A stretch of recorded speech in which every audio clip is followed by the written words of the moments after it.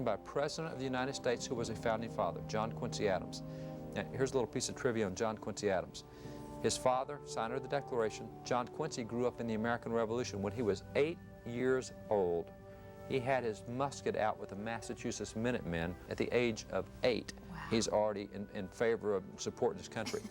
He goes on to become a diplomat under George Washington. George Washington called the young John Quincy Adams the most effective American diplomat we had. John Quincy Adams got appointed to the U.S. Supreme Court. He was confirmed by the Senate. He was not even the nation when it happened. He was an ambassador overseas, and he turned down the appointment. He'd already been confirmed to the Supreme Court. So he's a huge Supreme Court figure. He's a great legal figure. But this is a book that he did for 10-year-old young people, showing them how to read through the Bible from cover to cover once every year. My goodness. Oh, my goodness. Now, what happens today if a president does a book for 10-year-olds showing them how to read the Bible cover to cover? Could you imagine? No, you can't. That's unconstitutional. Wait a minute. This is one of the guys who fought for the nation, who helped birth the nation, who was there from the very beginning, doing this for 10-year-olds. See, they understood the Bible was the source of our ideas. Right. And if we lost those biblical concepts, we lose inalienable rights. We lose separation of powers out of Jeremiah 17:9. We lose checks and balances. We lose the consent of the governed. We lose all these things that they took out of the Bible, teachings of the Bible, and placed into our documents. They wanted the Bible taught. The other thing I find really interesting with these guys, living in our modern society, we all write wills. We're taught to write wills so that we leave things to our children and so that the state doesn't get all of our possessions when we die. Everyone's supposed to have a will. They're called last wills and testaments. We don't do that. Founding fathers did. It was last will and testament. In those documents, they proclaim the gospel of Jesus Christ. These documents are read to the entire family. And for example, Patrick Henry in his will, he goes through, he gives away everything to his children. At the end of his will, he says, "This is all I can leave my children, but the inheritance of Jesus Christ is what will make them rich." And he goes into this thing about how what they need more than anything he gave them is what Jesus can give them. You also have Richard Stockton, who was a signer of the Declaration, who was in prison, made a prisoner of war. He died as a result of the way the British treated him. And he knew his young kids would never grow up to know their father. So in his last will and testament, he goes through the entire plan of salvation, every major Christian doctrine, because he says, I know that you're going to be reading this, and you need to know what your father believes. And he went through and laid out the whole gospel. This is a signer of the Declaration. If you look at their wills, their last will and testament, they get up on their soapboxes and they preach. They preach to their family. They preach to anybody who's going to read that will.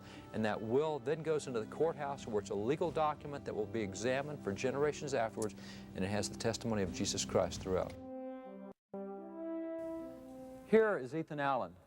Allen was an officer in the American Revolution and became famous for the capture of the British stronghold of Ticonderoga in 1775. Even though the Declaration of Independence was not signed until 1776, the next year, Great Britain had already been warring against her American colonies. In 1774, she had laid siege to Boston and erected a naval blockade.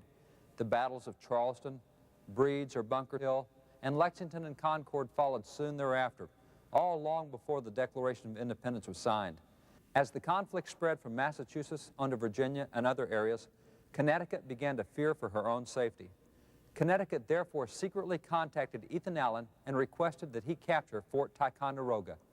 Even though Ticonderoga was still far away from the scene of any military activity at that time, it was hoped that by this action, the British would be forced to pull troops away from their offensive actions against the Americans in order to defend their own forts.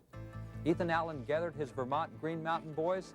They surrounded the unsuspecting British and captured the guards.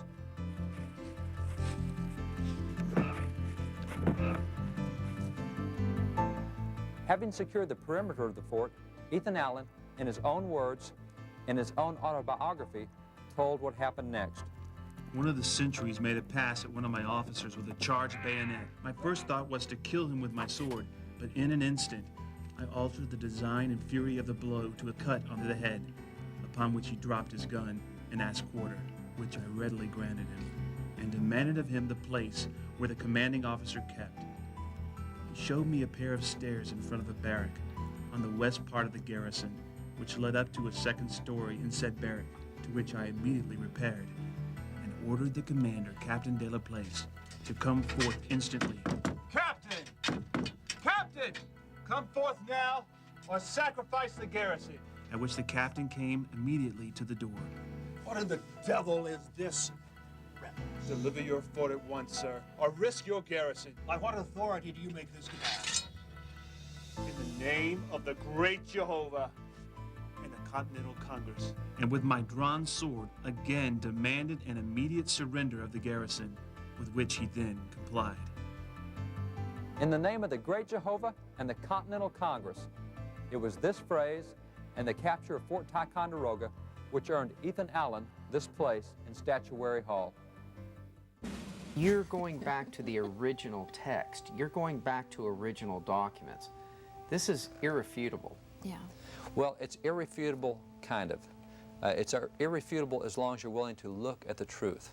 Right. There was a Supreme Court case in which we were involved, where we get involved in Supreme Court cases with historical documents, because as the issues are argued in front of the court, you have historical issues. You say, here's the original documents of the guy who wrote that clause of the Constitution. Here's what he said.